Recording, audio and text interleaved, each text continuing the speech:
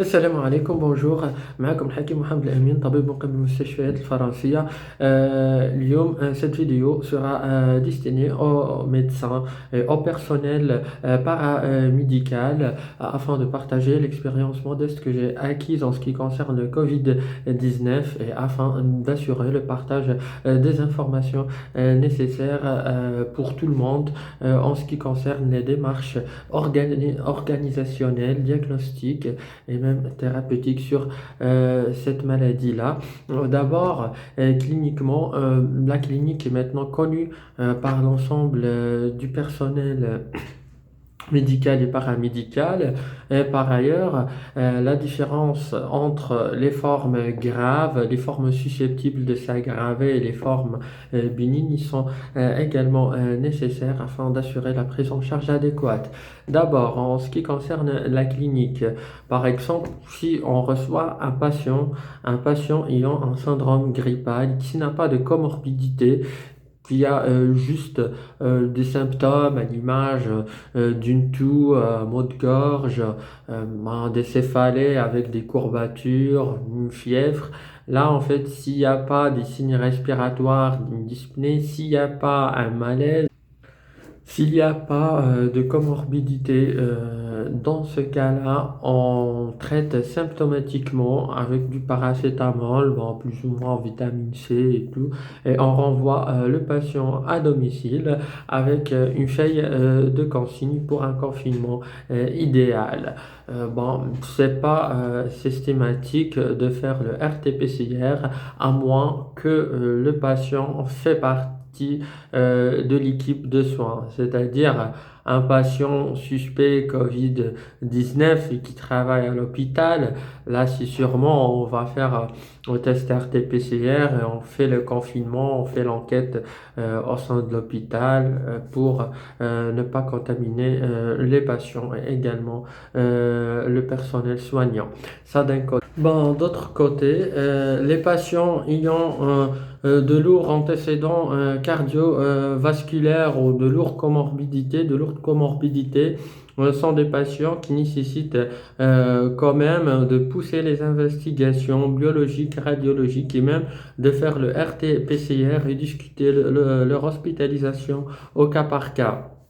Maintenant, concernant d'autres formes, voilà, qui peuvent venir au pavillon des urgences, maintenant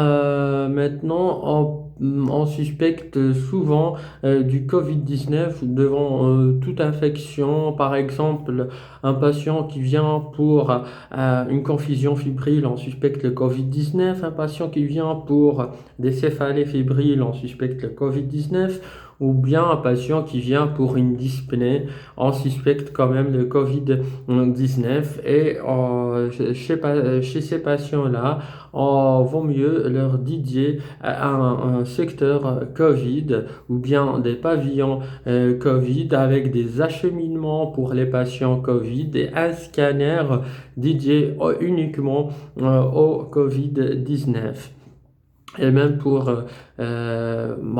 la radiographie du thorax ou bien la radio pulmonaire, il faut les faire dans un box dédié au Covid-19. Il faut prévenir le manip de la suspicion du Covid-19 afin qu'ils prennent aussi les précautions nécessaires.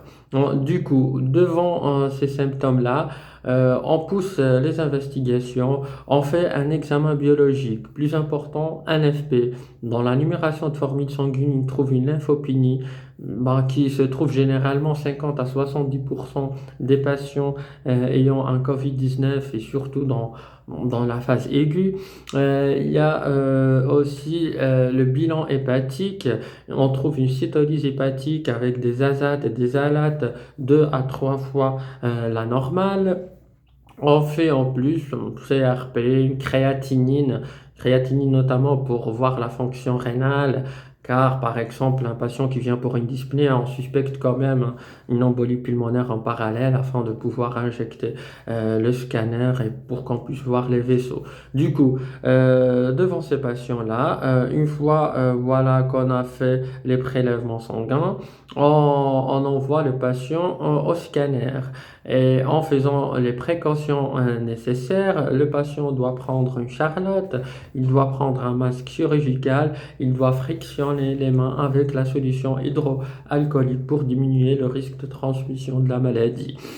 Voilà, une fois arrivé au scanner dédié à cet effet, on a parlé dans une des vidéos précédentes des images typiques qu'on trouve dans le scanner. Il y a des signes positifs qu'on doit trouver généralement et des signes négatifs qu'on ne trouve pas souvent dans le Covid-19. Parmi les signes positifs, des images en verre dipoli périphériques bilatérales dans les bases pulmonaires. Là, c'est très évocateur du Covid-19. En plus, aussi, il y a les images en crazy paving ou bien les images en mosaïque. C'est comme le date de sol espagnol. Ces images-là, c'est le reflet en fait des réticulations intralobulaires qu'on trouve souvent dans les bases pulmonaires. Maintenant, on parle des signes négatifs qu'on ne trouve pas. On ne trouve pas des pleurésies, à l'exception qu'il y ait une pathologie sous-jacente. On ne trouve pas des images centrales. Ça, c'est des signes négatifs du Covid-19. Du coup, maintenant, une fois qu'on a regroupé tout le faisceau d'arguments cliniques avec les syndromes grippal, dyspnée ou confusion, voilà, avec des tableaux plus ou moins atypiques, plus biologique, lymphopénie, on trouve même une diminution du polynucléaire eosinophile. Et sur le bilan hépatique, on trouve une cytolyse hépatique avec des images typiques du Covid-19. Là, on dit que le patient est Covid-19. Il faut qu'il y ait un isolement et on fait en plus le RT-PCR qui reste le gold standard du diagnostic. Le RT-PCR, vaut mieux le faire sur les crachats. Si le patient peut cracher, on doit le faire sur les crachats parce que c'est plus sensible que le RT-PCR par écouvillon nasal. En plus, on n'a pas assez de kits pour faire l'écouvillon nasal à tous les patients suspects RT-PCR, suspects Covid-19. Du coup, on fait le RT-PCR sur les crachats, on met les crachats sur un flacon, voilà, il crache sur un flacon. Ensuite, on envoie le flacon à l'Institut Pasteur. Parlons maintenant du protocole hydroxychloroquine plus ou moins azithromycine, protocole du professeur Didier Raoult et même l'hydroxychloroquine est discuté dans plusieurs études chinoises. On sait bien que ce protocole-là a été validé par le ministre de la Santé qu'il a été déjà commencé dans plusieurs centres hospitaliers en Algérie. Voilà, par ailleurs, il manque en fait des études randomisées avec un grand nombre, avec un échantillon très grand pour qu'on puisse avoir une preuve évidente pour son utilisation.